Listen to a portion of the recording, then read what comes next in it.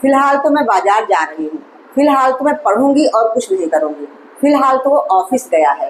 तो ऐसे सेंटेंसेस आप लोगों ने सुने होंगे और बोले भी होंगे। तो आज की क्लास में हम ऐसे ही सेंटेंसेस की इंग्लिश सीखने वाले हैं। तो इन सेंटेंसेस को इंग्लिश में क्या बोलेंगे? तो इन सभी सेंटेंसेस में आप लोग देख रहे हैं एक वर्ड कॉमन है, फिलहाल। तो फिलहाल की इंग्लिश होती है एज ऑफ नाउ, या फॉर द टाइम बीइंग भी हम यूज कर सकते हैं। So hello students, welcome to the channel Let's Learn English. So without getting late, let's get started. तो देखिए सेंटेंसेस मैंने इस तरह के लिए हैं, जैसे फिलहाल तो मैं बाजार जा रही हूँ, फिलहाल तो मैं पढ़ूंगी और कुछ नहीं करूंगी, फिलहाल तो ऑफिस गया है, फिलहाल तो तुम खाना खा लो बाद में काम करना, फिलहाल तो मैं कहीं नहीं जाऊंगी। तो इन सेंटेंसेस का स्ट्रक्चर क्या होगा? बिल्कुल सिंपल है। सबसे पहले हम लिखेंगे एज ऑफ नाउ, या फिर एज ऑफ नाउ की जगह पे फॉर द टाइम बीइंग लिखेंगे प्लस सेंटेंस। सेंटेंस जैसा होगा, जिस भी टेंस का होगा उसको वैसे ही हम लिख देंगे। तो चलिए सेंटेंसेस के थ्रू समझते हैं तो क्लियरली समझ में आएगा। जैसे पहला सेंटेंस हमारा, फिलहाल तो मैं बाजार जा रही हूँ। तो as of now I am going to the market. मैं बाजार जा रही हूँ, ये सेंटेंस प्रेजेंट कंटिन्यूअस टेंस का है, तो उसी तरह से इसका ट्रांसलेशन होगा I am going to the market. Present continuous tense में सब्जेक्ट प्लस हेल्पिंग वर्ब यहाँ पे इज MR लगती है, और प्लस वर्ब की फर्स्ट फॉर्म में ING और उसके बाद अदर वर्ड्स। तो चलिए इसका ट्रांसलेशन कर लेते हैं। फिलहाल के लिए लिखते हैं एज ऑफ नाउ,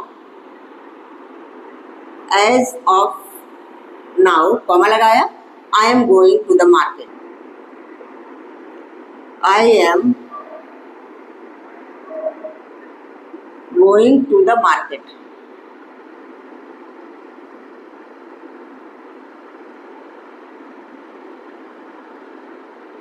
ठीक है, तो एज ऑफ नाउ की जगह for the time being use करके भी इस सेंटेंस का ट्रांसलेशन होगा।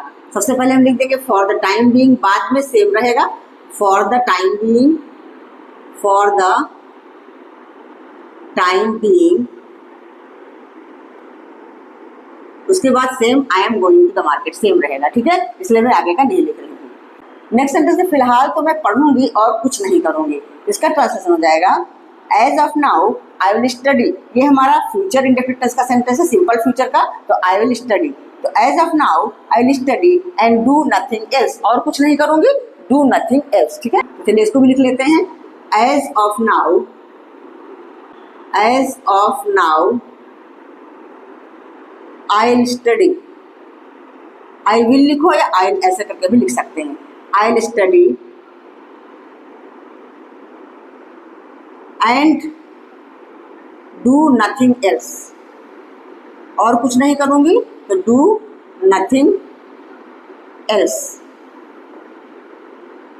ठीक है, इसका हो गया as of now I will study and do nothing else. For the time being से बनाना है, तो for the time being I will study and do nothing else. तो आप चाहे कोई सा फ्रेज यूज करो, दोनों ही करेक्ट हैं। बाद वाला सेंटेंस तो सेम वैसा ही रहेगा। नेक्स्ट सेंटेंस फिलहाल तो वो ऑफिस गया है, तो इसका भी हो जाएगा as of now he has gone to office. ये हमारा प्रेजेंट परफेक्ट टेंस का सेंटेंस है।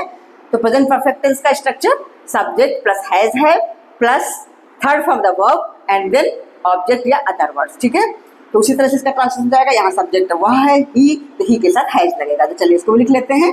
As of now, as of now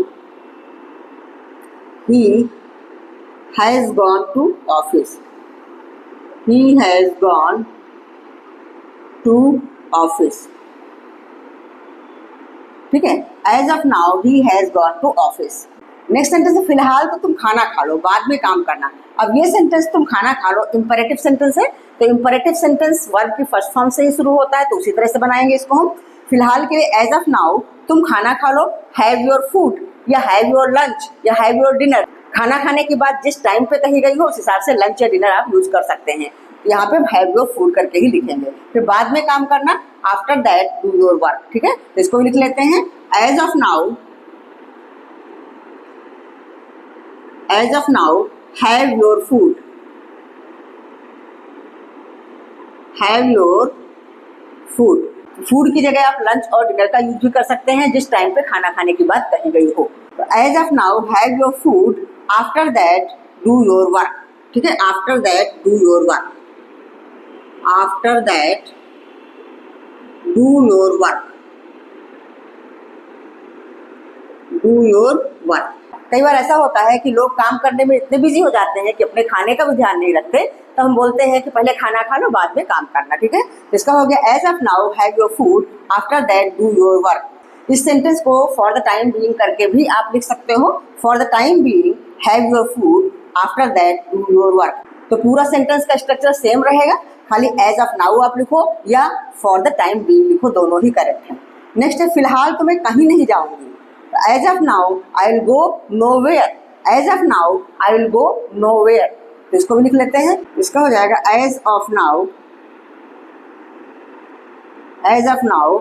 I will go nowhere, as of now I will go nowhere, for the time being I will go nowhere. I hope आप लोगों को ये sentence structure अच्छा समझ में आ गया होगा।